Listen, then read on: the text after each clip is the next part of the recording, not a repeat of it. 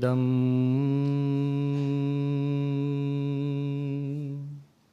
पूर्णात्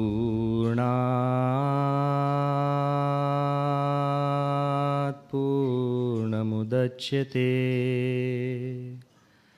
पूर्णस्य पूर्णमादाय पूर्णमेवावशिष्यते।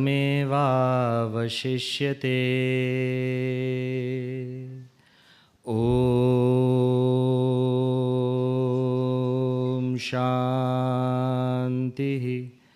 शान्तिः शान्तिः। श्री स्वामीनारायण भगवाननी जय। अक्षर पुरुषोत्तम महाराजनी जय। राधा कृष्ण देवनी जय।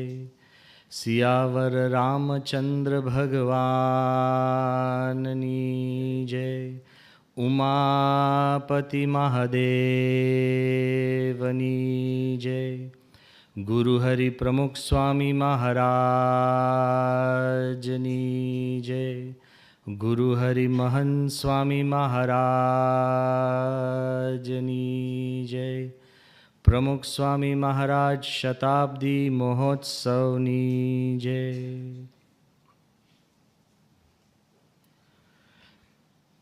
In the divine presence of Bhagavan Swaminarayan, in the equally divine presence of my Guru Hari Pramukh Swami Maharaj, Guru Hari Mahan Swami Maharaj, in the revered and most precious presence of Swami Adhyatmanandji, saints, and so many dignitaries who are present here, some of them whom I regard as very close friends, like Mukesh Bhai, Ajay Bhai, Suresh Bhai, the Vice Chancellor Himanshu Bhai, Ravi Chandranji, Harshad Bhai. People who have come, I know today, not just from Ahmedabad, but from Mumbai, from Junagadh, from Anand, and we have Vinitji from Bangalore. But as I stand before you, this morning I had asked, after my morning puja, a question to myself. Why is it that we keep coming to AMA again and again and again? Is it because AMA has been regarded as one of the finest management associations in the whole of India for more than 20 times? Is it because of that? Is it because of the wonderful facilities that you have here, which Mukesh Bhai explained so nicely? Is it because of the organizers who have taken out the time and trouble to organize such events on a regular basis? Is it because of everything that we see and we keep coming? Then I tried to answer it very profusely and profoundly. And the answer is very simple.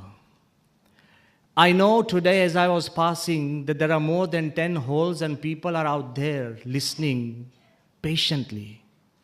Some of you have come here at almost 4:30. I understand that, we are not professional orators, and I understand the time and trouble that you have taken being so early. I can feel the patience.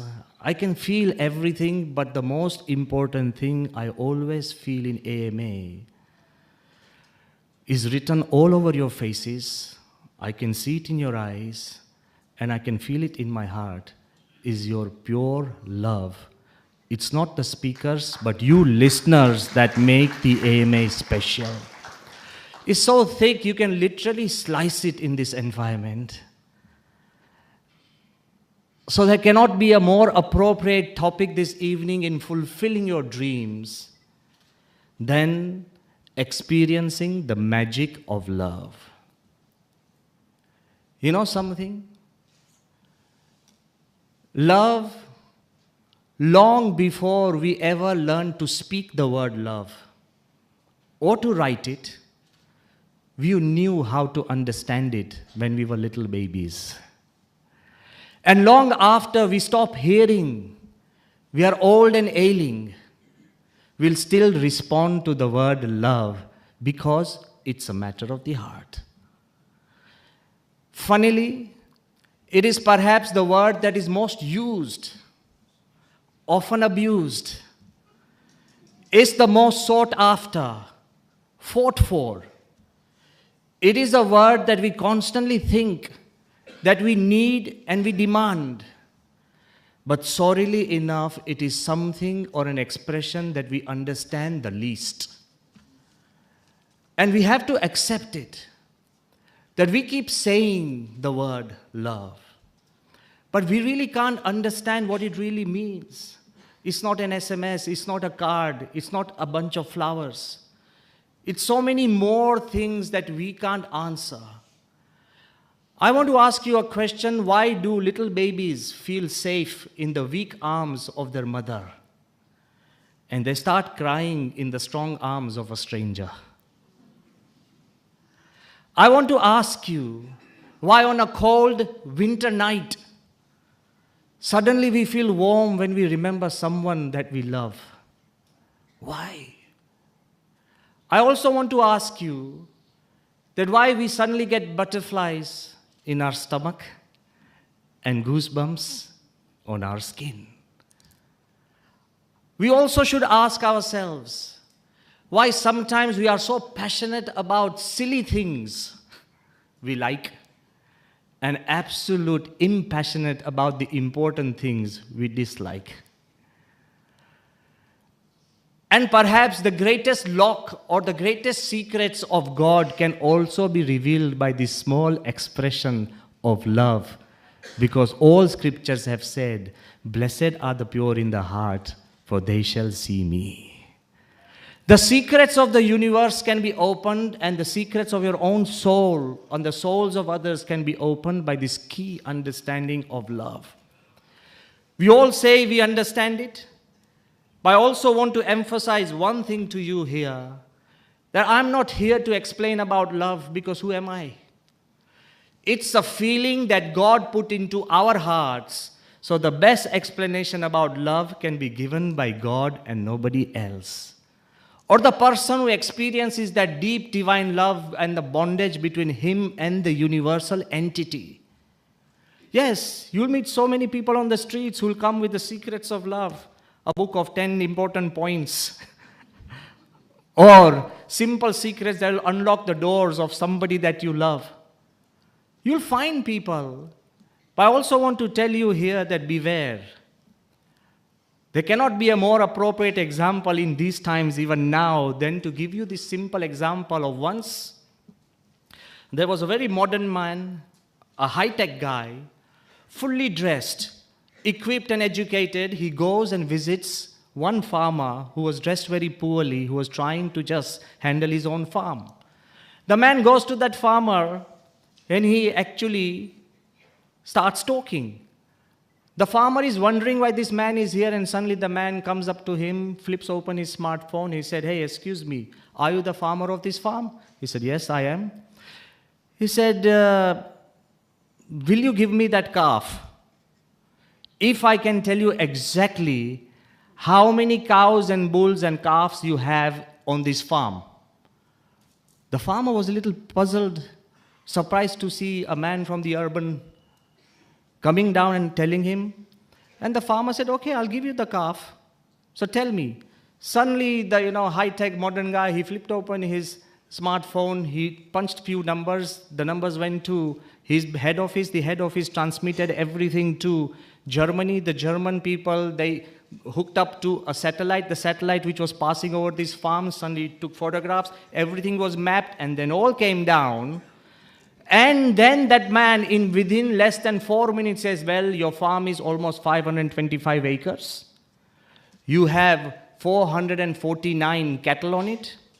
Of that, 49 are calves, 320 are cows, and 80 are bulls." The farmer started looking. He said, "Okay, now give me the calf." Then the farmer said, will you give me my calf back if I can exactly tell you who you are? He said, yeah, okay, tell me who I am. He said, you are the local representative of the national political party. He said, how did you know? He said, first of all, I never invited you and you still came. You asked me the questions I didn't have. You answered the answers which I already knew. And you know nothing about my life or of cattle because it's a dog I gave you. Give me my dog back. Most of the times, politicians raise fears we don't have. They create questions we never had. And they give you the answers which you already knew. And still we fall for it. Experts on love can talk about everything that you already know. So I am not here as an expert. And that's why I am not here to explain anything. Look at the title. The magic of love. Magic itself tells us it's inexplicable. It's something beyond that you and me really can't understand. It's something that it beggars explanation. It would be so easy for me to stand before you and start giving you quotes after quotes. Let me do it. I can take a leaf after the scientific world and tell you that Einstein said, this is all true, yeah? That Einstein said that love is the best teacher. Not mathematics, numbers and formulae. He said love is the best teacher. You had the greatest mathematician, Pascal, and he says love makes us feel different. Then we have Oscar Wilde from the world of literature. He says, without love, life is like a sunless garden with dead flowers. Then we have Martin Luther King, the great leader. He says, the darkness cannot drive out darkness, only light can. Hate cannot drive out hate, only love can. Then we have some of the greatest thinkers like Lao Tzu. He said, when we are loved, we get strength. And when we love others, we give hope. From every corner of the world, almost every thinker and every person we know, even the likes of Tolstoy, who has cast a spell on a whole generation, Tolstoy said that I understand only because I love. We only learn from the people whom we love.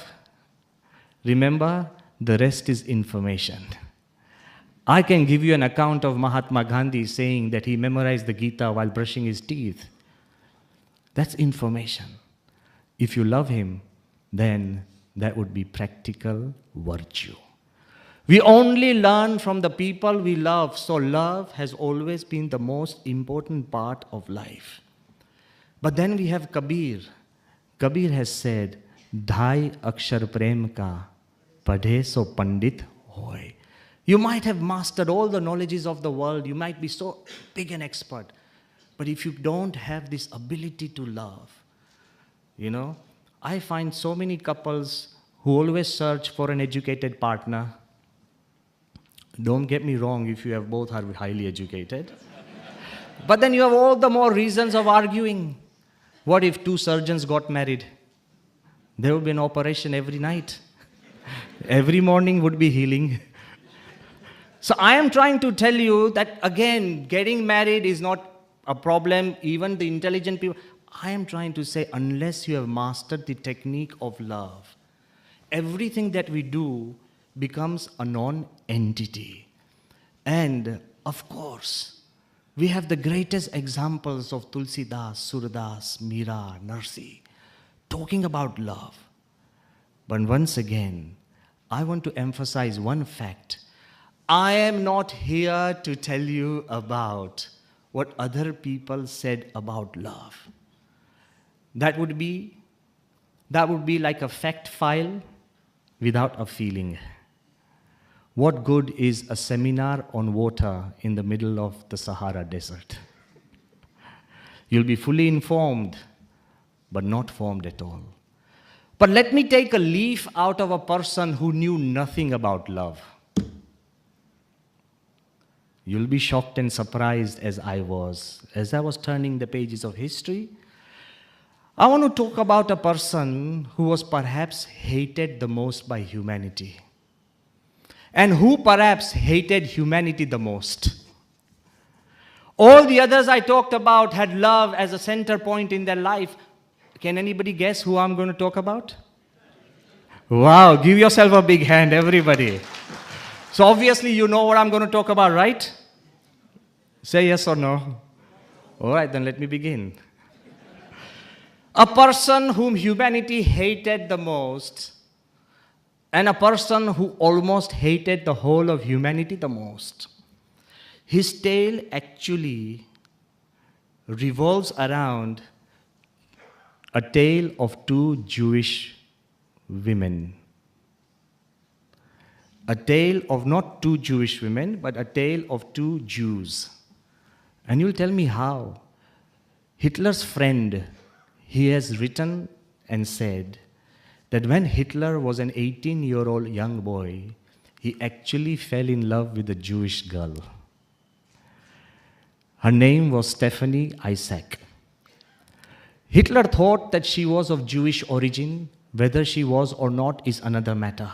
The name was Jewish. He has written that he followed her, he stalked her, he would wait for her. And she had this amazing ability to ignore him.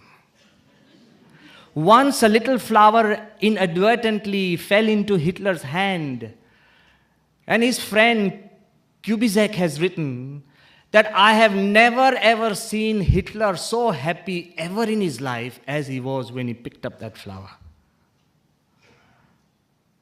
And it is also said that one of the reasons of Hitler, historians are debating, one of the reasons of Hitler suddenly developing a hatred for the entire race is because this girl never responded to him. A failed love. And Hitler, as he became bigger, he also put an ad on her name. If he could find her after she had gone to some other place in Germany. So Hitler was actually pining for her, but he could not actually get her. And Hitler, who actually killed 6 million Jews, trying to wipe out the entire race, and many more, actually he has written in his book Mein Kampf that you must crush a Jew like a cockroach. He treated them like pests. He hated them. He humiliated them. But there was only one Jew that Hitler personally saved. Dr. Edward Bloch. Why? Because Dr. Edward Bloch was a Jew, but he treated the woman he loved most, his mother. And in 1940, Hitler personally oversaw that Dr. Bloch was given safe passage from Austria to America under the supervision of Hitler. A man who is said to have hated all Jews, but love can melt the hardest heart. The magic and power of love can actually change the mindset even of the hardest people around you. We tend to think that what would happen and where would it go? But we must understand that the most important thing a person can do or see in his or her life is something that he has to portray to other people. And I also want to say that if you want to really experience or really feel what love is, let's be honest. Let's leave Hitler aside for the moment and let's get back into this hole. We are all seated. Majority of you are married. We have friends. There might be a few odd ones out like me, Adhyatmanand Swami. But I want to tell you Despite the fact of our loyalty, if you go out for 5 minutes of this hall and when you get back in, there's a small note, handwritten note on your chair, and the note says, I love you. What would happen? Be honest. Suddenly, first you wonder, ke koi bijani nathi na? Then you start saying, it has to be me. As Mukesh Bhai just said, ke love yourself first. So you start thinking, but suddenly you go out and there are, like he said, there are 2,500 people all around this entire campus at this moment. But suddenly you come back and you find 2,500 notes saying, I love you. And then you know what happens? Everything becomes gold. Huh? Nothing is a problem. There's no roof on this hall. You can see the stars inside this ceiling. Nothing has happened to you. Suddenly your feelings have exploded. See the magic of love. Just the feeling that you are loved by somebody. You don't even know who it is, Ajuto. You don't even know. It might be a computer-generated message. You don't even know who it is, but who cares? Just this feeling of being loved changes your entire world view. And that's what I want to emphasize, that it has the power. But again, the feeling of lack of love also makes us angry, frustrated, stressed, and regularly depressed. You know, when somebody feels not loved by their own family or friends, when somebody feels ignored by the people he loves or she loves, when somebody feels actually jilted by God, when you see God has abandoned me or forsaken me, you know what happens? An entire metamorphosis of his mind and character starts beginning. You might be surprised, but I'm giving you extreme examples to jolt our consciousness. You know what happens? How hungry people are for love? I've just read that in 2010, a man from South Korea, his name is Lee Jin-gai, he officially got married to a pillow. Karta nahi tame pachu ato. Don't say that Brahmviharidas Swami has given us the permission. No. But I'm trying to say is how hungry he must have been to find something or someone that he can call his own. In 2008, a lady, and she was a soldier in the US Army, and she was in so much love with the Eiffel Tower, she officially got married and called herself Mrs. Eiffel. Koikne Mrs. Modera banu hoy. Or I'm just trying to say anything. But yes, you can. This is what's happened. This is how it's gone. It's all official. That's what I'm going to tell you. In 1979, Aisha, there's a lady called Aisha. She used to visit Germany so often. She officially got married and called herself Aisha Berlin. But after the Berlin Wall was broken down, she felt divorced. No, you might be laughing. This is all there. She became so possessed by the Berlin Wall that once it was broken down, she felt divorced, that no, there's nobody in my life now. The Berlin Wall was so close. There are people who got married to roller coasters. There are people who get married to cats, dogs, and so many things that we might find weird, but they're not weird. Just as love can weave a magic around you, the lack of love can create disaster and doom around you. And that's the most important part of love, is that if you take away love, it is said that the whole world would become a graveyard. Ask yourself, you take away love from a home, it becomes a guest house, which you only come during the night. You take away love from your family, it becomes a club where we only come down for dinner in the evening. You take away love from your mother and father, they become partners. You take away love from your grandfather and grandmother, they become caretakers. You take away love from your brother and sisters, you become colleagues who've grown together. You take away love. From your friend, you become co-workers. You take away love from a sadhu, and he becomes just a counselor. And you take away love from God, he becomes a figment of imagination. Love has the power to give life to life. You're no longer a name, you're no longer a person. You are somebody special that gives energy to you. So that's what I'm trying to say, that impossible things become possible. That's the magic of love. And I am not here, again, to give explanations that you already know. God has given and implanted the seed of love in every heart. Every heart. But impossible things become possible. Let me give you examples from the lives and real lives of people. They're not logical, because love is not logical or rational. It is perhaps the most irrational thing. One day somebody does something to you and you love him or her.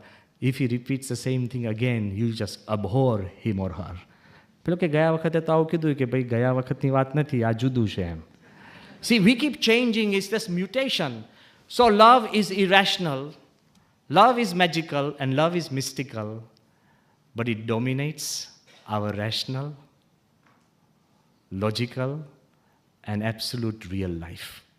And how? Think of these things which are absolutely impossible, that they have the power. You know, sometimes we argue that our relationships are dead. We have this issue. We think with him or her, I can never develop a relationship. It's dead. We've had such a big fight and we think everything has gone into a coma. It's not possible to wake up. Okay? Let me tell you an example from Chicago. One young boy, his name Ryan Schroeder, he went into a snowmobile while he was studying and he crashed. Because of that difficult accident, he was taken to a hospital, he went into a coma. The doctors tried everything, all the medicine, everything available under the sun to revive a patient, and after months of treatment, they called the family and said, there is no more medicine, there is no more treatment for this boy, he'll never come out of coma, he'll only die. The family said, what can we do? He said, is there anyone who loves him deeply, or is there anyone he loves deeply? He said, yeah, let them spend a few days with him, and that's it, finally it's over. There was no possibility of reviving that little boy. His mother came and she just started talking to the boy, her son in the coma, which she was sure he could not listen. The doctors were clear that nothing is happening. Okay? When everything was beyond repair, it is said that in 3 weeks' time, the boy opened his eyes. No medicine, simple, pure love of a mother. And the height of this experiment or truth is that the boy recovered 100% and started skiing again.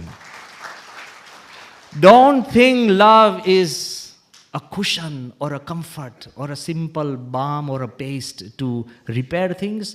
Love has the power to revive, if relatives, it has the power to revive dead relationships.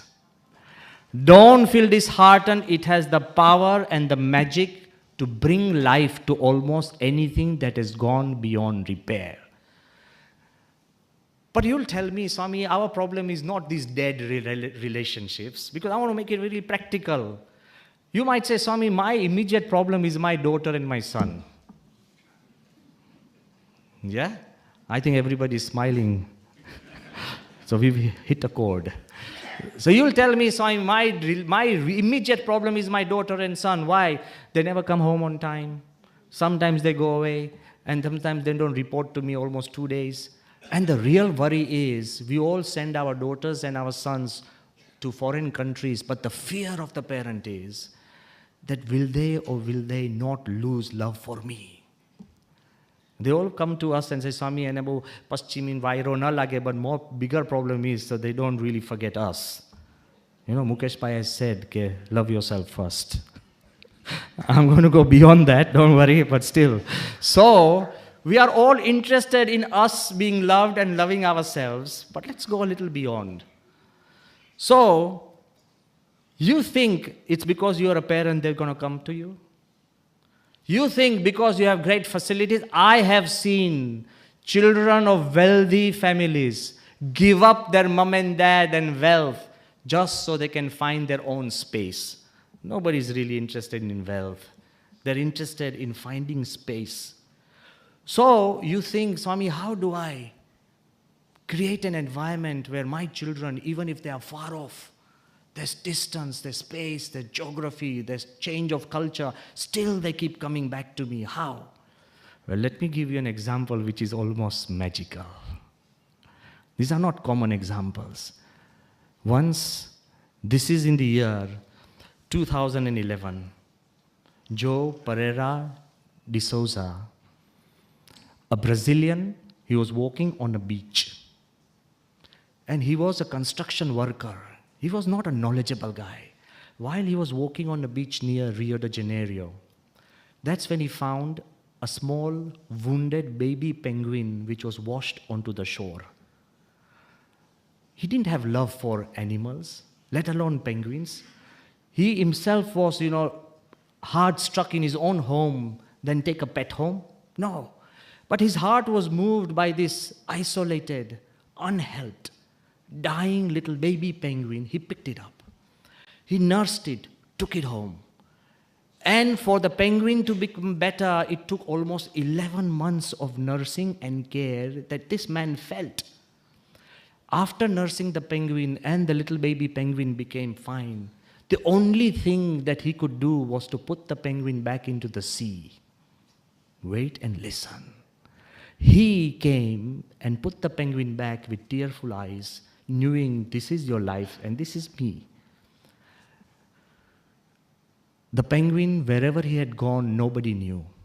A year later, 2012,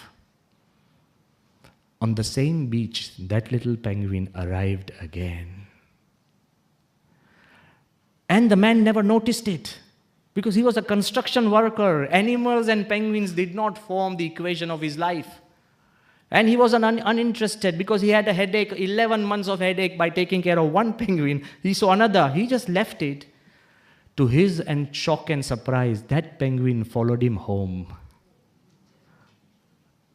That penguin followed him home.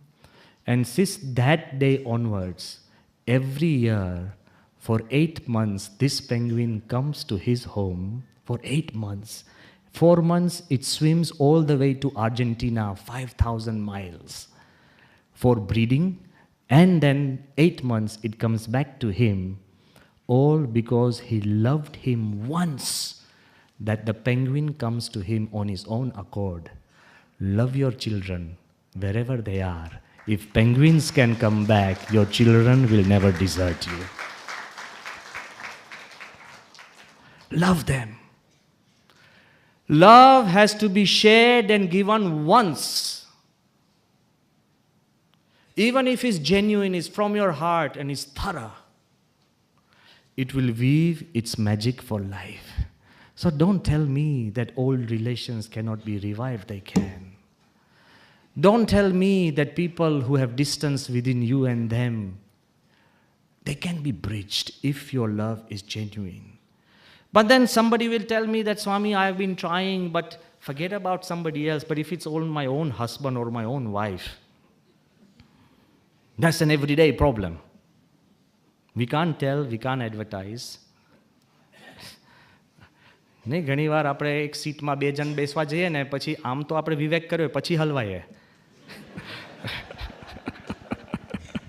In a car, if it's only space for 3 people, you say, come on, 2 જણા બીજા માઈ જશે. પછી પેલો કે 2 કલાકની journey પછી દુઃખ થાય કે સાલું આમ.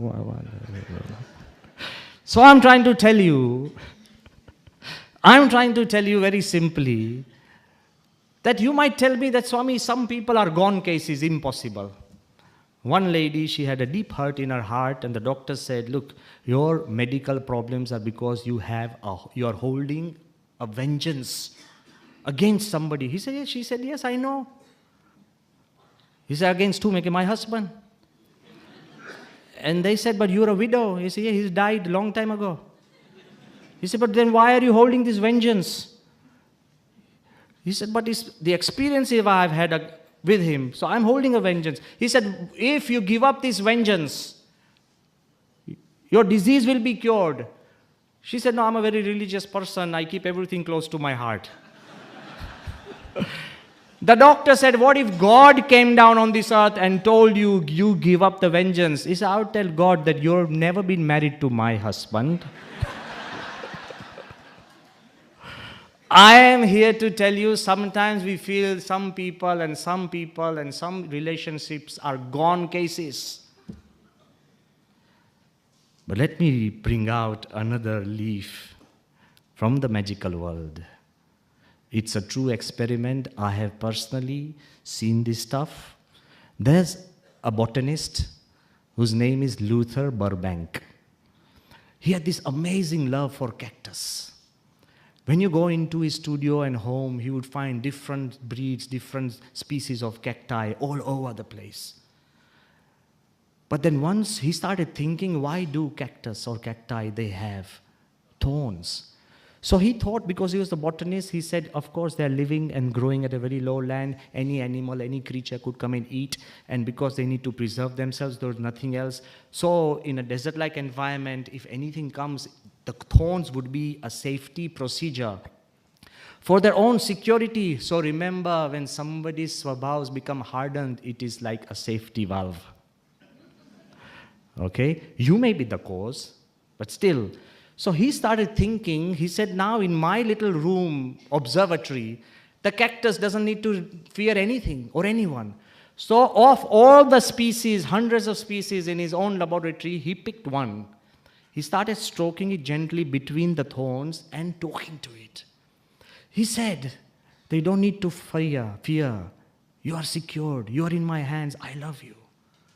This is simply talking to the cactus and expressing love and gently feeling it in a different way. To his shock and surprise, a new leaf grew from that cactus only, and that leaf did not have any thorns at all. If a cactus can give up thorns, so can other people. You don't tell me, Swami, you are not married to my wife or my husband. God put you together. There must be a reason. Accept it and go ahead. But the responsibility and the onus depends on us of how we actually mold, express, how we actually envelop somebody in the love that we have. But then you can also tell me that, Swamiji, sometimes it's the past that keeps coming back. Love has the power not just to dethorn, but even to erase the past memories.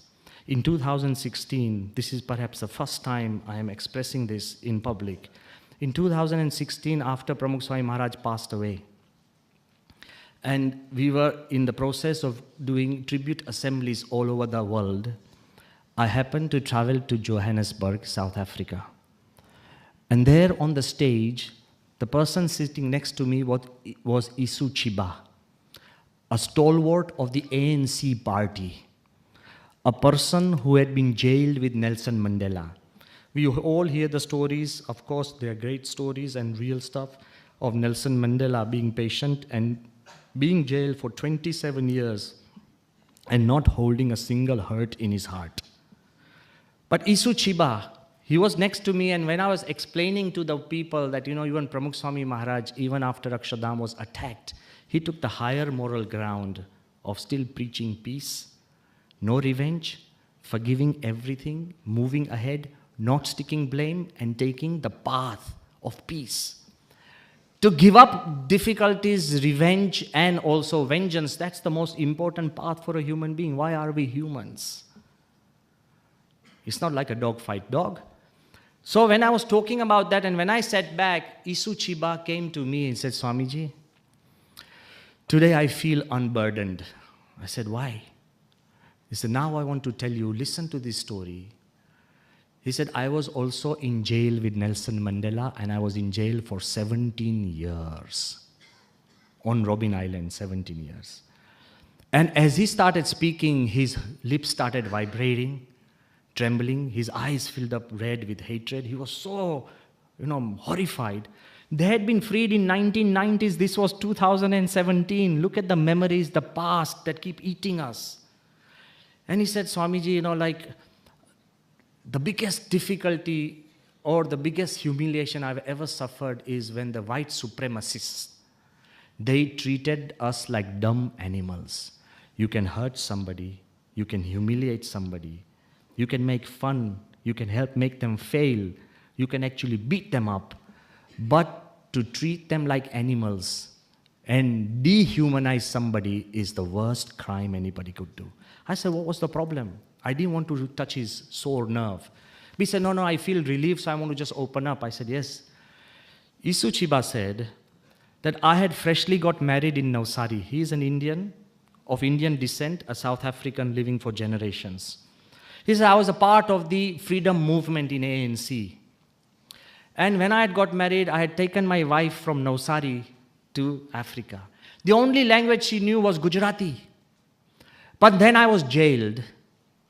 And in the jail, whenever somebody came to meet, there was this code that you could either speak in English or Afrikaans. The moment you used any other mode of communication or language, my sentence would be doubled. Vicharo, he told me, here I am, every other day my wife would come before me. Because she couldn't speak any other language, she would stand like a dumb animal. She would see me wither. She didn't understand English, so I would remain quiet. I saw her grow older, 17 years. Every other day we saw each other and stood like dumb animals. I can never forget the hatred that grew in my heart. So when I started hating everybody, Nelson Mandela found out. And Nelson Mandela called me, he said, Isu, in the jail, they are actually being, dehumanized by the supremacist apartheid regime. And Mandela called me into his cell. He said, Isu, why are we here? And he said, for freedom. He said, do you think freedom can be attained through force and compulsion or hatred? He said, no, but Mr. Mandela, I have decided the moment I get out of this cell, if I do, I'll hunt down every white man who has conspired against me and I will kill him.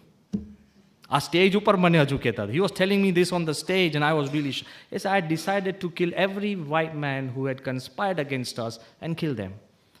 And that's when Mandela said to me, he said, hate will never make you into a winner. He said, let's resolve today that the moment we are free from this jail, if ever we are, the first thing we will do is to go to the wives of every white man who has conspired against us, have tea with them, and assure them that nothing will happen to your husband. He said, growth does not come in the ocean of vengeance. It comes over a cup of love. Anything that you want to grow, it's not going to come because of your laws. It's not going to come because of your position. It's not going to come because of your wealth. It's just simply love, love, and love. He expressed that, so I also want to tell you that yes, you can overcome the past. But if somebody tells me that, Swamiji, what if you are rejected from the person whom you love? And you are dejected again and again. And the whole society is conspiring against you. There's not a friend you have in society now. I want to really talk about magic now. When the person you love, they reject you. You feel dejected. Forget about reviving some relative, old love. Forget about bringing the love back of your children. Forget about transforming the people that you love. Forget about all these things. But when you are rejected and dejected throughout, let me take a leaf out of the Mahabharata. When the Pandavas, they were learning and the Kauravas were learning under the tutelage of Dronacharya. As the true story of the Mahabharata goes, listen to this very carefully and teach your children this. That all the Pandavas and Kauravas were together, and in evening time, after the lessons of archery are completed, Dronacharya would go into a river for the Sandhya Puja. So as Dronacharya would enter, he would first disarm himself, put all the bows and arrows out. There was a law that when the teacher disarmed himself, the pupils have to lay down their arms. No pupil could carry arms when the teacher, the guru, has laid down his arms. So all the children, all the pupils had laid down their arms. And with his eyes closed, Dronacharya was performing the Sandhya Puja. And with the corner of his eyes, suddenly, Arjun saw 3 alligators approaching in the river to Dronacharya. Now he was in a confusion whether he could pick up the arms or whether he could not. But before he could blink an eye, it is said in the Mahabharata, before he could blink an eye, Arjun picked up 3 arrows and fired them in such a furious way that it pierced all 3 alligators and Dronacharya was saved. Dronacharya, waking up from his prayers, suddenly called Arjun and said, okay, you are the greatest archer on this earth today. Until the earth stands, nobody will be able to surpass you. Hey Arjun, you are the greatest archer. Everybody is happy. Nothing else is discussed. And the children go further into the forest for just fun and frolic. Dronacharya goes back. As they go into the forest deeper and deeper, they used to have this system of keeping a dog. The dog would go out in front and find a prey, and they would go and they could hunt because they were actually practicing. This was their practice time. As they went in and in and in, suddenly, after some time, the dog reverted. The barking dog had stopped barking, and the dog reverted with almost 10 arrows in its mouth. You all know the story, but wait. 10 arrows in the mouth of the dog, and Arjun was shocked that all the arrows had been placed in such a way that the dog was not bleeding at all.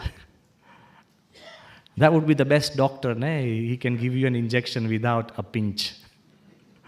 So everybody's amazed. How come our dog, which was a masterful hunting dog, come out back with all 10 arrows in its mouth without a slight drop of blood? God, who did this? While all the other Pandavas went back and the Kauravas went back, Arjun, he had just been called the greatest archer of the world. And he said, God, I don't think I can do that. He goes deeper and deeper inside the forest in a reclused area. He sees a young Adivasi boy, a tribal boy, Eklavya. And he sees this little boy dressed in, vegetables, flowers, and his clothing are all simple raw stuff. And before Arjun could blink his eye, Eklavya fires, in the Mahabharata it is written, Eklavya fires 10 arrows. Arjun could do 3, he fires 10. In all 10 directions. Before he could open his eyes again, all these 10 arrows have returned with something special, someone with flowers, some fruit, some a fish from the river, some other things, some special fragrant, systems. Everything is there before a small idol of Dronacharya, which was made of clay. Arjun is shocked. So he runs back to Dronacharya and he starts crying. He says, you're a liar. Gurus can't lie, you're a liar. And Dronacharya says, what's the problem? He says, you called me the greatest archer in the world, but I have somebody. I just saw somebody in witness who is far more powerful than me. So why do you lie to me? And you have taught him more because I saw your idol. The rest of the story is history. I don't want to go into it, but I want to tell you one thing. What gave the Vidya to Eklavya? It wasn't Dronacharya, it was Eklavya's love for Dronacharya. You think you need to be present before the same person to learn and imbibe his virtues and values? Your love has the capability of remote transfer. The person you love may be at the end of this world, but if you love him or her genuinely, his values and virtues will be transferred to you. This is the magnetism and magic of love. The person may not have to be on this earth with you. Come on. Love has the power to actually bring out the values of somebody from the past. If you love Mahatma Gandhi genuinely, we know people who follow his creed and faith even now. If you love Sardar Patel, if you love Narsi Mehta, if you love Bhagwan Swaminarayan, if you love Krishna, we see day in and day out, all the bhaktas, they receive inspiration. That is why Krishna has said, Mad Bhaktya. He says, because of my devotion towards me, Abhijananti, only then you will know me. So the magic of love is not just within your walls and your home and your family. It applies to the entire expanse of not just humanity, to the worlds, the other worlds, and to the world of gods. Love has the power not just to revive, not just to regenerate, not just to reform, not just to revisit. Love has the power to remake yourself if you know how to love. Ultimately, you will then ask me, the Swamiji, but why doesn't he work with me? Why doesn't this magic happen with me? Well, the answer is very simple. Of course, Mukesh Pai, I totally agree with him. I'm not here to say he's not wrong. He's right. Yes, we must love ourselves first, but then we have to go to the second step. We should also love others. In this world of ours, everybody has learned the mastery of loving themselves. And I know what Mukesh Pai was saying. He is saying that when you love yourself, you become better. I agreed with that. But if your love just does not stretch beyond your existence, that's why it does not produce the magic that it can. You know, many times in our older times, we were trying to, get the right station on the radio. When we are tuning it, we'll hear a crackle, and suddenly the sound will sound really nice and clear. As long as the radio is slightly out of tune, only thing that you'll experience would be crackle. Sometimes on a winter's morning, you get mist over your glass. Nothing's wrong with the glass. It's just a thin film of mist. As long as it's misty, your image would not be clear. Even in a TV, the older versions I'm saying, that you had to get the channel right. Before that, you will just get snow, or you get a blur image. A slight readjustment of that focus will give you the real image. The problem with our love is, nothing is wrong. We have the capacity of loving, and we do know we have it. But most of our love is selfish. Many times, we pretend to the world we are taking pictures, but most of the time we are taking selfies.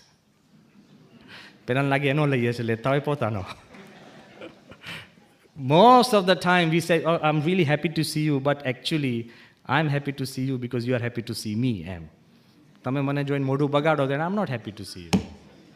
Go back home and think about it. Most of the time, we fool the world by telling them that we are taking their pictures, but we are always on a selfie mode. Why? Our scriptures have told us, Navare, patyu kamaya patipriyo bhavati, atmanastu kamaya patipriyo bhavati. The wife says that I love my husband. It is not really that you love your husband, but because you love yourself so much and your husband loves you, that's why you love your husband. When we say, Navare, jayaya kamaya jaya priya bhavanti, atmanastu kamaya jaya priya bhavanti. When we say we love our wives, it's because apne anukud chhe, that's why we love our wives, not because na hoy to. Navare putraya putraha kamaya putraha priya bhavanti, atmanastu kamaya putraha priya bhavanti. We say we love our children, but because we love ourselves the most, and the children fall in line That's why we love them, not because the children are children. I am here to explain and tell each one of us that most important part is being selfless. After this almost an hour of lecture, as we have been hearing, that selflessness, unselfish love gives you the power of magic. Let me give you a small example and be very honest. I just want to tell you something, an experiment with all of us. And don't lie. We all value love, correct? Yes or no? Yes. And we also know what it means, being loved and giving love, how the environment changes. That's correct. So if I were to tell you, if Mukesh Bhai stands in front and Mukesh Bhai talks about you, કે અજયભાઈ બહુ સારા વ્યક્તિ છે, and he's reading out from a note and saying, અને અજયભાઈએ બહુ મહેનત કરી છે, and Ajaybhai, everybody knows it's not felt, but it is read. Would you like Mukesh Bhai to talk about you 1 hour reading something he doesn't feel, which is not out of love? Or would you want Mukesh Bhai just to say, oh, Ajay, આવી ગયા? What would you love more, bolo? 1 word with love or 1,000 words without love? Correct? 1 word with love is more important than 1,000 words without love. If you go to somebody's home and somebody has prepared chappan bhojan, 56 different items, and they come with a third and say, lekha. No, come on, I want to tell you, lekha. ઘરમાં આપણા problem એટલું જ હોય છે, 3 કલાક તમારા વાઈફે રસોઈ બનાવી હોય પણ તમે એવો મૂડ બગાડો કે લે પજમ એવું બોલે, પણ 3 કલાક મહેનત તો ગઈ હોય ને. I am trying to tell you, would you prefer that third, or would you want your mom waiting for you at 1 o'clock at night making hot milk and say, hey, I was waiting for you, here's a glass of milk? Would you love a glass of milk with love or the best sumptuous meal without love? What would you want? Clear? We are all clear. We have no confusion in this. Okay. Now I want to ask you, if somebody comes outside, is waiting for you and says, out of lot of love, and says, I've been waiting for you since 1 month. Here's, 1 rupee I had been saving for you out of love. And somebody else says, Haram khor, le a crore rupiya. What would you like? Tell me honestly.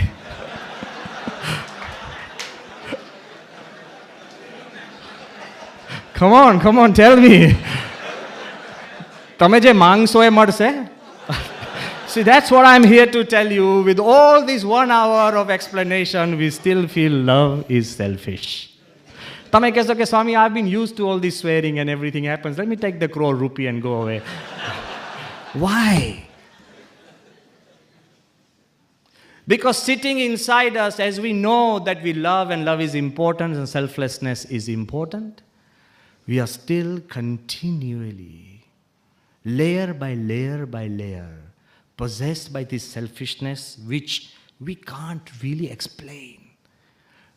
I want to tell you what selfishness can do. You all know, and I think most of us celebrate Mother's Day. And you probably also know it was founded by Anna Jarvis. When her mother, she passed away in 1905 on 9th May, she decided that, to specially have a day for all the mothers in the world, not just her mother.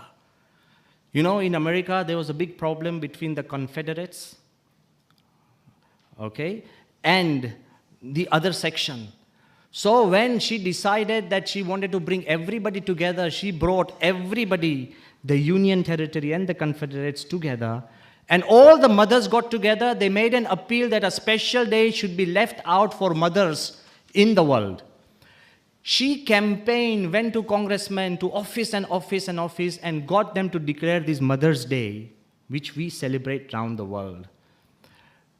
After 9 years, she found out that the entire Mother's Day, actually her concept was love, meeting a mother, talking to her, cooking for her.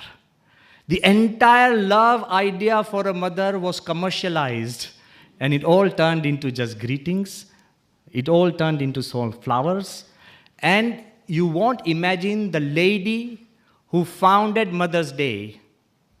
From that day onwards, Once she felt it was commercialized, she spent her entire life trying to cancel Mother's Day. But commercialization had taken over so fast, greed, selfishness, that today it's become an industry of $2.6 billion in America alone. The gifts and the flowers are different. This woman, Anna Jarvis, she almost became insane in trying to get rid of Mother's Day. For the last 25 years, she had to be admitted into a mental asylum, and the entire cost were paid by the flower industry. We don't want to commercialize love. We want to personalize it. We want to personalize love. Because even the love that we share, we express most of the time is commercialized, is done just for the sake of things. But if you can personalize love, then the most important thing I want to tell you is first, yes, love yourself, but don't end there. The most important thing you can do in love is to actually remove yourself from the equation of your own life. Make your love selfless. You know, love is not a noun, it's a verb. Love is heard, but is felt in action. You can talk about water, but when you pick up a glass and give it to somebody else, that's love. You can talk about coming on time, but if you can wait 1 hour for somebody whom you love, it's love. Love is not about laws and rules, it is about breaking laws and rules. I'm being very honest. It is about breaking laws and rules and still feeling comfortable. You can only forgive a person who breaks laws if you love him or her. I am emphasizing one fact, that love is a selfless event or an emotion that is seen in action. I remember when we were in Bhuj earthquake, it was not just like a service like international organizations. Look, I appreciate all the international organizations who came and stood with us, and they are great. Without them, Bhuj would have been a bigger nightmare. But I remember one day we phoned Pramukh Swami, and particularly at 11 o'clock at night, because I was there at that time in charge of the relief operations in Bhuj.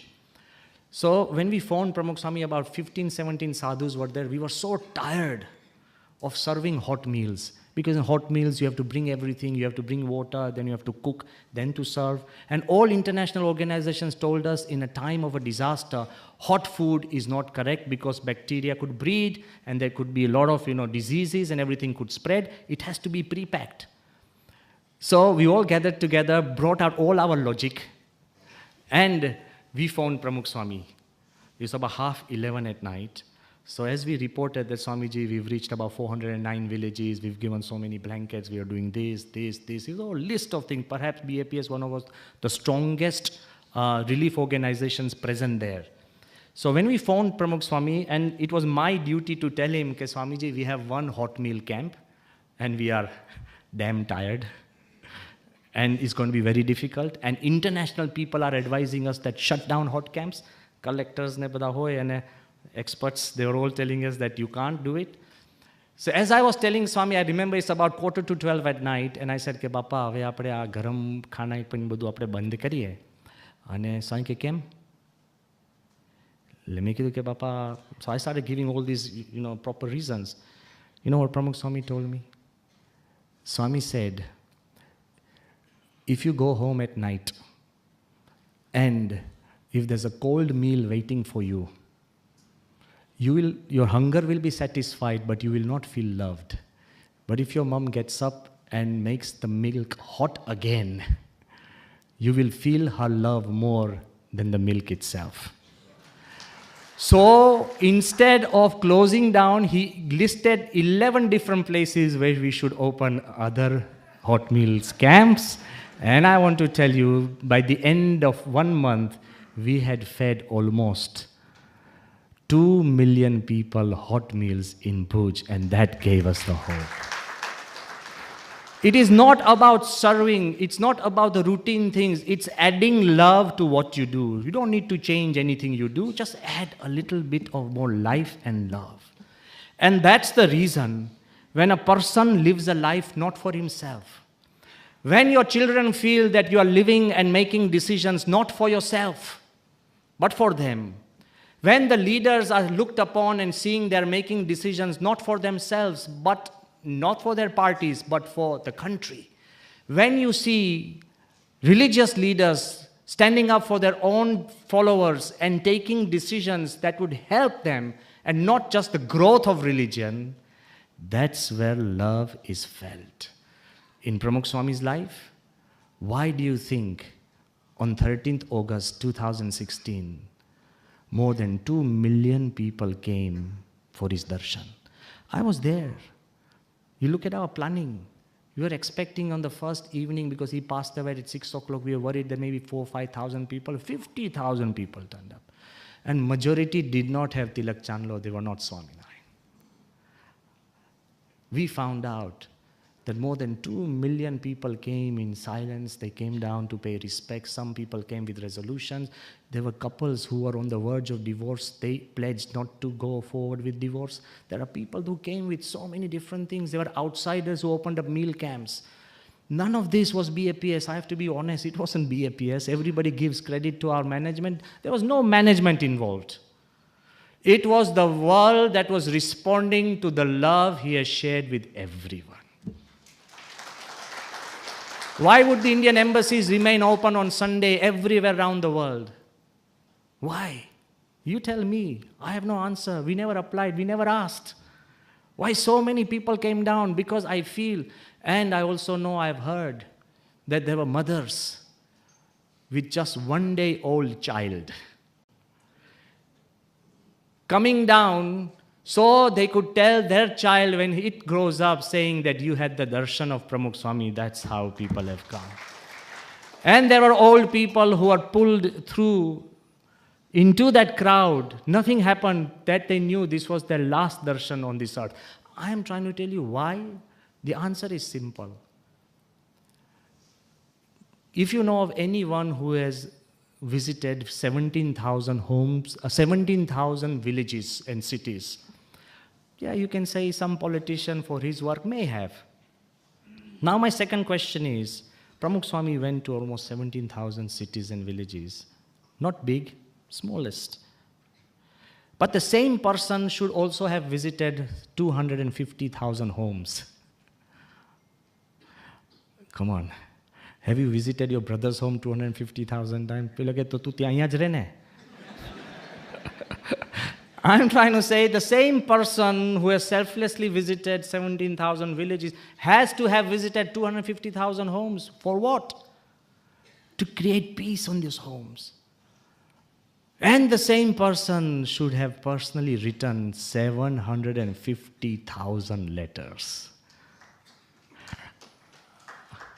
You go home, I can ask randomly to anybody who are here, I can ask, Parag, how many letters Bapa has written to you? 12, okay? He's a simple young boy. You can ask anybody. There'll be people who will have 50 letters, 10 letters, 11 letters, 100 letters. There are people with 200 letters Pramukh Swami has written to them for small, small things.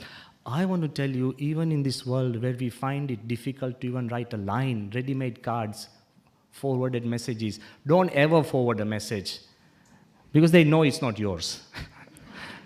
It's not yours. And people think that you just wait for the blue tick. There are experts who just go down and click everything and the blue ticks are an illusion. All I'm trying to tell you, here is Pramukh Swami, and imagine a person who has never had a thought of hurting or hating anybody. That is love. So when you love, penguins from all over the world will come to your shores because you loved them. You don't have to tell them that you love them. So when you have a life which is selfless and which has been spent, I'm asking you, you don't have to do it for the world, at least in your own family. When you go to a place, don't search for the best room. Give it to everybody else and at least go for the worst. તો લાગે સ્વામી આ તો બહુ અઘરું પડશે. Do it. Don't pick up the best pillow. Don't every time rush to the front seat of the car. Those are not important. The fact you have the ability to give up something that you deserve will make people fall in love with you forever. Why do we love Sardar Patel? Because we all believe that he deserved to be Prime Minister, and all the other Prime Ministers are forgotten. He was the only uncrowned Prime Minister who will never be forgotten. He gave up what the whole of India felt he deserved. That's why we still love him. Love is not just to do with me, me, me. Love is to share and go beyond yourself and to be able to love everyone else. And that's what the Mahabharata has again said, that the greatest form of love, more important than the sisterly love, the brotherly love, the motherly love, the fatherly love, the parental love, the friendly love, more important than all the loves we can classify is your love with the divine spiritual love. How does the Mahabharata define? Once, just before the Rajasuya Yagna, Yudhishthir decides, when all his friends, his cousin brothers and brothers are all there, all his elders are there, there's a crowd of people who are shouting Yudhishthir's name. Yudhishthir goes, before I start the Rajasuya Yagna, let me go to Krishna and ask him. Suddenly people stop him and say, but why Krishna? Why do you want to go to Krishna? He said, all your brothers, all your elders, all your intelligent people, all your advisors, everybody is here. Why do you have to go to Krishna? And look at the answer Yudhishthir gives. He says very simply, Kechit hi sauradat na dosham parichakshate. He begins, he said, yes, I know there are my friends inside this crowd. I know there are advisors, but because they are my friends and they love me too much, they will not even be able to tell me the truth if it hurts me. He said, because I know there are some of seniors inside here. Because they are my seniors and I respect them, but they love me, but they do not know what is good for me. So why should I ask them? Within this crowd, there are my enemies. Dushman pan che. Because they are my enemies, they will mask the truth as untruth and untruth as truth and misguide me. That's why I'm not asking him. Yes, there are people who are intelligent, they can foresee the future. He said, but I'm not asking them because with intelligence there is also the vice of selfishness. So they will always do something where they're always one better up than me, so I can't ask them. And yes, there are the pure-hearted people who love me and they are pure in the heart. But at the same time, they want me to progress, they also want themselves to progress. Sahyaro. She said, all of them are here. But I go to Krishna, why? Because he needs nothing from me and I can give nothing to him. I go to Krishna. Why? Because he knows the truth and he will tell me the truth even if it hurts me. I go to Krishna. Why? He can see the future and he will take me to the future long before I reach the future. That's why I go to Krishna. And that's why he says that this love for God, because it's selfless, it can transform you, it can pick you up.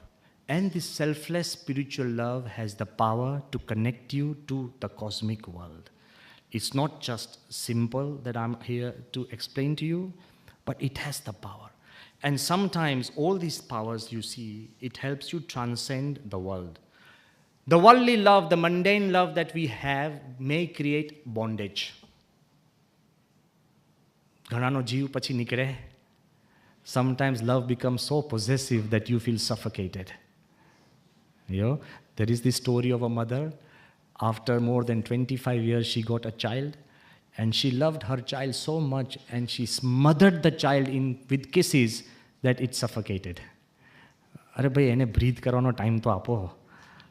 But ultimately, the love of God does not bind you, it redeems you.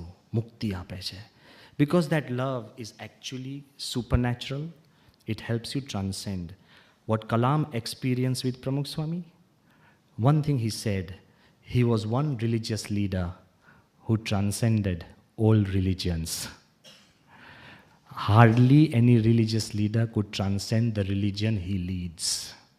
Kalam said that all other religions are beautiful islands. They're all good, beautiful.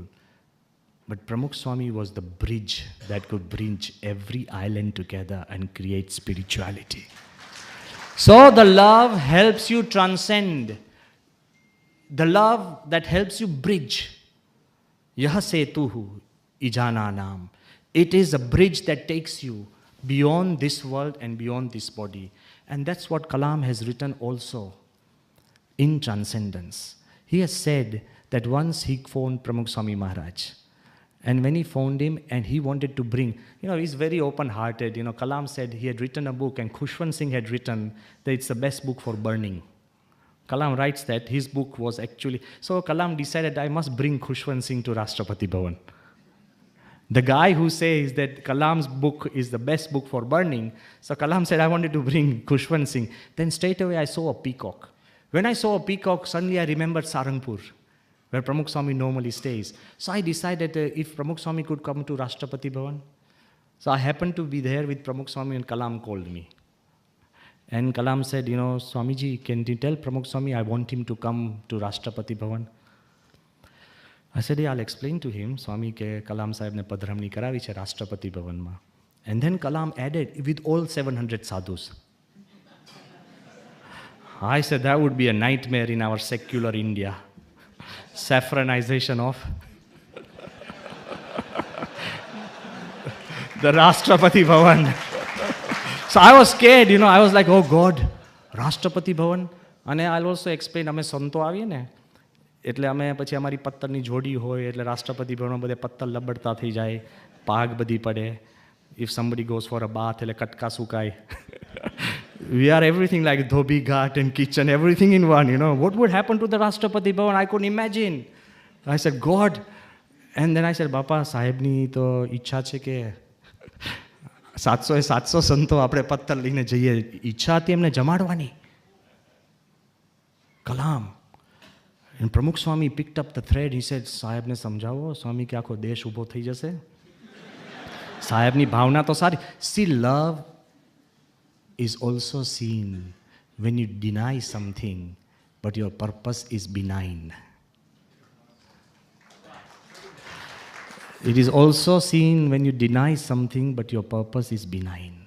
So Pramukh Swami said to Kalam that, there is one way. Kalam said, how? He said, whenever you think of me, I will be in Rashtrapati Bhavan. And Kalam has written in this book, he said, I believed in what Pramukh Swami said. Whenever I thought of him, when I was walking the Mughal gardens, when I was in my room, whenever I was stuck, I felt his presence. Then he goes on, he says, when I was in a conference in Sri Lanka, and that's when I remembered Pramukh Swami, I felt him. When I was giving a lecture in the European Parliament and the whole of Parliament stood up and said, this is the best address we have ever heard, Dr. Kalam. Little did they know that Pramukh Swami was speaking through me. Kalam has written clearly that when I was in Edinburgh University and I was given the prestigious award which was earlier given to Darwin, Alexander Graham Bell, of those likes, when I was receiving the reward and I closed my eyes and I felt Pramukh Swami with me. He has taught me the secret of love, that whenever you think of someone, he is present, she is present, and you feel the values. So the love that helps you, transports you, transcend all the little things of life. And that's what we have to understand, that it makes you much more powerful than you can ever imagine. Look at Mirabai. No wonder in her love for Krishna, she could drink poison and the poison turns into nectar. એકલું ઝેર પચાવી નથી ગયા. મીરાબાઈ અમર બની ગયા. એમને તો ભક્તિ આપણે બધા કરીએ. લો ઝેરના, forget about ઝેર. I've got some, like if I have some really I said, I've got some miraculous water, prasadinu pan, Ganga Jad, chalo. I've just come from Ganga, I've come from Mansarovar. Mansarovar pani she, all of you come, I'll give you a drop, drink it, it's going to be very sacred. But when you come, just on the bottle is just a small tape written poison. Ketla lese? Bada ke Swami, આવું માથે ચડાવ તો ચાલે? I tell you, this is Mansarovar, but we believe the word so much. And let's say the other way around, I said, આ ઝેર છે. Okay, એના ટોપ ઉપર લખેલું એ Mansarovar. It doesn't work the other way. We are so accustomed to thinking and believing in the negatives that the positives don't have any play or room in our hearts. The magic of love is when, through the love of God, you turn it into positives. What did Narsi Mehta have? None of the riches and none of the success that we say, still he lived like an emperor. Mari Hundi. I am trying to tell you, the love for God makes you bigger than what you are. It makes you brighter. It takes you beyond this world and into a world that you have never ever contemplated. So as I conclude, I would like to emphasize one very important thing. Love, sometimes it's not doing the great things in life, but doing the small things with great love. I'm not asking you to open the roof for your children, but do the simplest thing with great love. It's not going around doing something magical, something that you can't imagine and doing it, but do the small things with great love. That's what affects you and me. Like, when you call somebody and you are there 5 minutes before, it means something. It means a lot to me when some of you are here almost an hour before. You know, I tell you, that means a lot to us, all of us. Because we are sadhus, and we can feel it. So here I'm asking you, don't need to do great things, do the small things. So do the small things. I'll give you a classic example. Sometimes the small things mean a lot to people. Pramukh Swami, yes, he has created 1200 temples and the likes of Akshardham and so many things. But that's not the real reason why people love him. That's not the reason why I remember him. You know, one man just recently came up to me and he said, Swami, I'll never forget Bapa. I said, why? You know, I was just about to tap him on the shoulder and the head, and suddenly he said, nah, Swami, I've got a wig. Listen, he had a wig. And there was nothing wrong with that wig. It looked so normal. And then he told me that about 20 years back, I had told Pramukh Swami that I'm going to wear a wig. Okay? Since that day, for 20 years, whenever I have come into the line, ઘણી વાર તો છે ને સ્વામીના દર્શન કરવા, there would be 500 people, 1,000, 10,000 on a big festival, there would be 70,000 people would queue up. You know, just Swami would put his hand on his head. He said, every time I came, he always put his hand on my shoulder and never on my head. He never wanted to embarrass me. અને આપણે તો કેવી છે wig? Set થઈ ગઈ છે, લાગે નહીં, તો શેની માટે લગાડો છો યાર? If you love somebody, let that love be secret. Don't plaster it all over and keep telling them, I love you, I love you. It has to be felt, not heard or seen. He said, never ever, I must have come down to Pramukh Swami hundreds of times. Whenever he saw me, he would tap me on the shoulder. He knew I had a wig. He never wanted to embarrass me. Imagine, there is this lady, she wrote a letter. She told her incident that once in her small village, Pramukh Swami had come and they were going from village to village, house to house, Padramnis. Now listen to this. She wasn't a Swaminarayan. And she disliked Swaminarayan, especially sadhus, because of our niyam, because the sadhus stay away from the women. It's not that if a lady has any issue, any question, she can write and the sadhus will personally oversee that her issues are solved. But we just don't directly communicate, you have to understand, because we observe brahmacharya. So she was in her home. You know, in some villages, you go from a street to street and you don't want to cross a street. Sometimes you can go from somebody's house. આપણા તો બધા જેટલા ઘરના બારણા એટલા દરવાજા. So you can go from somebody's house. Swami was going and he had to go into another street. This lady, she was not a Swaminarayan. She actually hated Swaminarayan. And somebody just said, oh, okay, her door was open, and everybody said, oh, and her husband came and said, oh, you move out from the kitchen, because kitchen was the place that the Swami Shu could pass through. And she was actually huddled into some corner of some room. From there, she could see a little what was happening. So upset. And she was cooking. And when Pramukh Swami came through her house, and when he was just stepping across the kitchen, he noticed from the corner of his eyes કે રોટલો હતો ને એ અડધો શેકાતો હતો. Pramukh Swami went there and he thought કે આ રોટલો બળી જશે, એટલે he turned it around and then he walked off. The lady said that my attitude changed because he knew how to express his love. આપણે તો થોડો રોટલો બળી જાય તો કમ્પ્લેન કરીએ, આવું તો ક્યારેય નથી ખાધું, ભાઈ રોજ ખાવા મળશે હવે. I am trying to tell you, love is remembered and seen in the little things you do for the people you love. It's not in the great things. And when we think about the little things, there cannot be a greater incident that I can recount.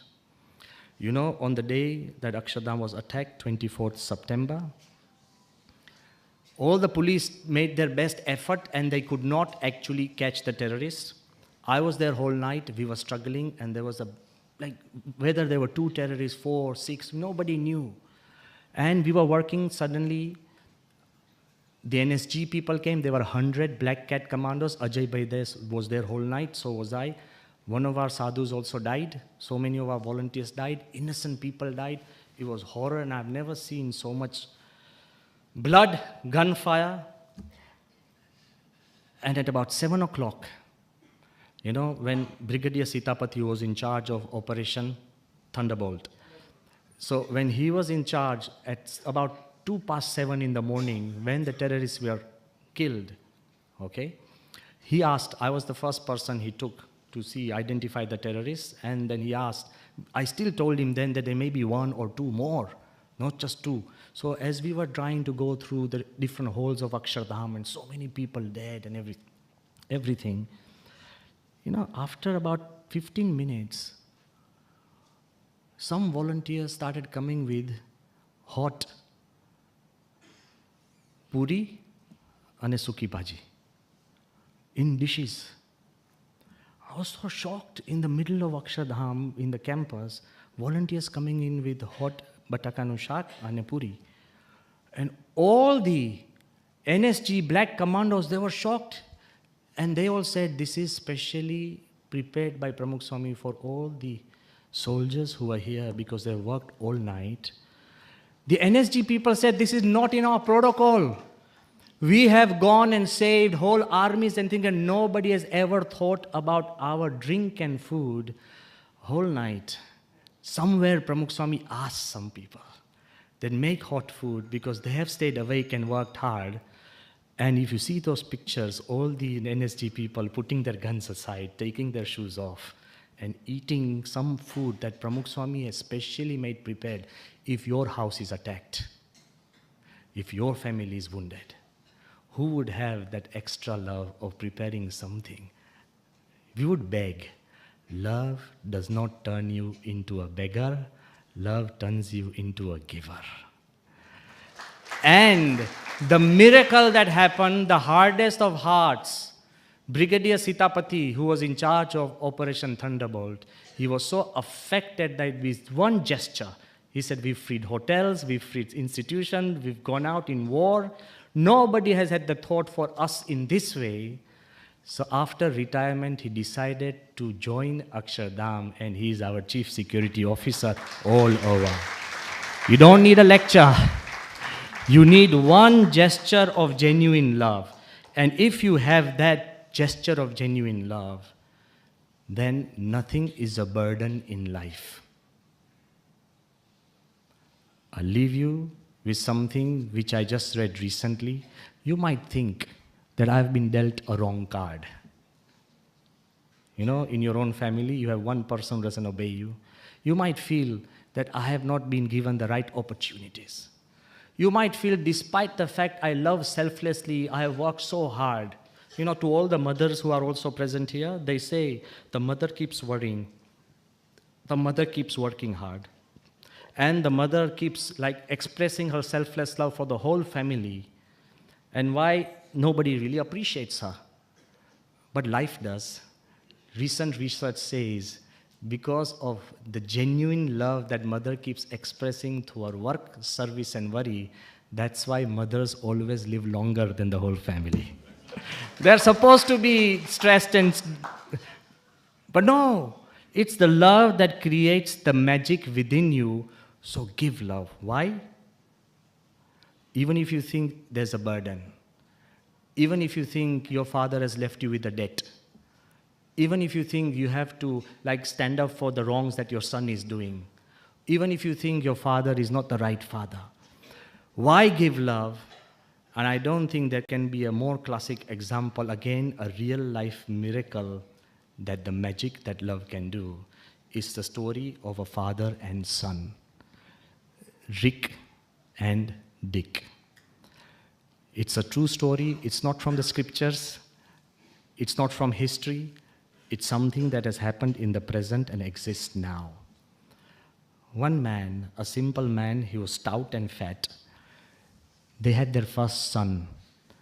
And the son so happened, because there was an umbilical cord that was wound round around the baby's neck, that he was born with cerebral palsy. Means he could not move his hands or feet, forever confined to a wheelchair. There's nothing they could do. 1 year hence, they went to the doctors. And they went to the doctors to ask the doctors that, what can we do with this little boy? The doctors examined the little boy and said, there's no life in him as such. Best, you deposit him into a special home and then forget that you had a boy. But every time they looked into the boy's eyes, the little boy, his eyes kept following him and her husband. All of them felt that this boy is responding through the eyes. So as the boy grew, bound to a wheelchair, not even being able to smile properly, at the age of 11, they were a little frustrated now. See, when you feel you have been dealt with the wrong card, okay? So they felt that, okay, let's go to the doctors again. They went to Tufts University, where all the experts and all computer experts were there, which were like experts in trying to bring out a voice. So when they went in, and all the experts checked the little boy, Dick, and they said, there's no brain inside him. He said, you look at him, but there's no brain inside him. Still, the father insisted. He said, please, try and give him some ability to communicate, because I feel there's something alive. So, after hours, the university and the computer experts wired that little boy. And the first words the boy typed, I've got brains. He didn't spell the word right, brains, B-R-A-N-S. But the first word he wrote, I've got brains. He was hearing everything. He could not communicate. Everything changed. They put him into a school for the specially able children. And once, now listen to this, the boy communicated through computer language to his father, said, there's a boy in our class, he's paralyzed, and in his name and for his fund, they are going to have a race. I want to run in that race. How can a wheelchair-bound kid run in a race? So his father, who had never run more than a mile, he writes, I had never run more than a mile. To see a smile on his child's face, nothing more. He decided to participate in that race while everybody was running on 2 feet. It was his 2 feet and the wheelchair. He became a sensation that there's a father who is running with the wheelchair in a race. Okay? Then it went on and on and on, and I want to tell you, till today, this image of a father running with the wheelchair of his son, they have run in 1,130 endurance events. 72 marathons, wait for it. More than 10 or 7 triathlons, where the father has run with the wheelchair 26 miles, swam with the boy on his back for 2 miles, and biked in all in one day 112 miles with the boy sitting in the hamper. Till the boy became 43 and he became 65. To your surprise and my surprise, he participated in 72 Boston marathons, where 20,000 people participate, and he came 5,000th number with a wheelchair, running with the wheelchair. People are just running freely. And he was just 35 minutes away from a world record. When somebody came up to him and said, "Hey, Rick, if you can do such great wonders with pushing your son's wheelchair, why don't you participate on your own? You'll win." A man who could not run 1 mile has run so many marathons. And you know what he said? "I'm not running to win. I'm running to win a smile from my son." And just recently he discovered that he had a heart attack. 95% of his arteries were blocked. The doctors told him that had you not been running in these marathons, you would have been dead 15 years ago. So Rick writes, "All the while I was thinking that I was giving life to my son, but actually he was giving life to me." Thank you very much. If you give love and if you give honestly, then that love will come back to you. Thank you.